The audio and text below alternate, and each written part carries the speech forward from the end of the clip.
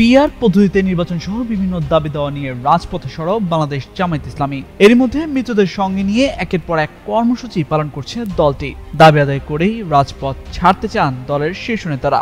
এবার দেশ জুড়ে বড় কর্মসূচি করতে যাচ্ছে জামায়াত। সেই অনুযায়ী দেয়া হয়েছে দলের নেতাকর্মীদের নির্দেশনাও। রোববার এক বিবৃতিতে জামায়াতের আমির বলেন, কর্মসূচির অংশ হিসেবে আগামী ২৮ অক্টোবর মহানগরী, জেলা, উপজেলা ও থানা পর্যায়ে সভা, সমাবেশ ও বিক্ষোভ মিছিল করা হবে। সেই সঙ্গে আলোচনা সভা ও দোয়া অনুষ্ঠান বাস্তবায়নের লক্ষ্যে প্রয়োজনীয় প্রস্তুতি ও কার্যকর পদক্ষেপ গ্রহণের জন্য সংগঠনের পক্ষ থেকে বিশেষভাবে অনুরোধ জানানো হয়েছে।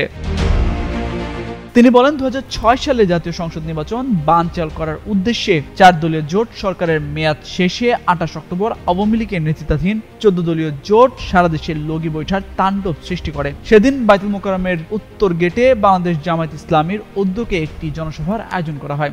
সকাল থেকে জনসভার স্টেজ নির্মাণের কাজ চলছিল। হঠাৎ ১৪ দলীয় জোটের সন্ত্রাসীরা গোটা পল্টন এলাকায় জামায়াত ইসলামী ও ইসলামী ছাত্র শিবিরের নেতাকর্মী সহ সাধারণ মানুষের উপর লগি, বৈঠা, লোহার রড ও বিভিন্ন আগ্নেয়াস্ত্র নিয়ে হামলা চালায়। সেদিন সকাল থেকে সন্ধ্যা পর্যন্ত পল্টন এলাকা লগি বৈঠাধারীদের সন্ত্রাসী তাণ্ডবে এক রক্তাক্ত প্রান্তরে পরিণত হয়। ডাক্তার শফিকুর রহমান বলেন, ২৮ অক্টোবরের লগি বৈঠাধারীদের গণহত্যা, সন্ত্রাস ও নৈরাজ্যের ঘটনা বাংলাদেশের রাজনীতিতে এক কলঙ্কজনক অধ্যায় হিসেবে চিহ্নিত হয়ে থাকবে। সেদিনের ধারাবাহিকতায় তারা দেশে সন্ত্রাসী রাজনীতির সূচনা করে, যা ২০২৪ সালের ৫ আগস্ট পর্যন্ত অব্যাহত ছিল।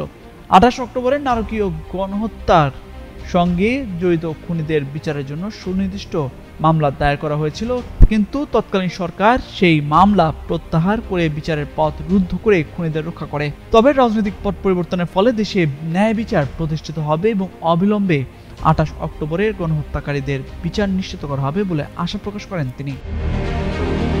তামজিদ মির্জা, যুগান্তর নিউজ।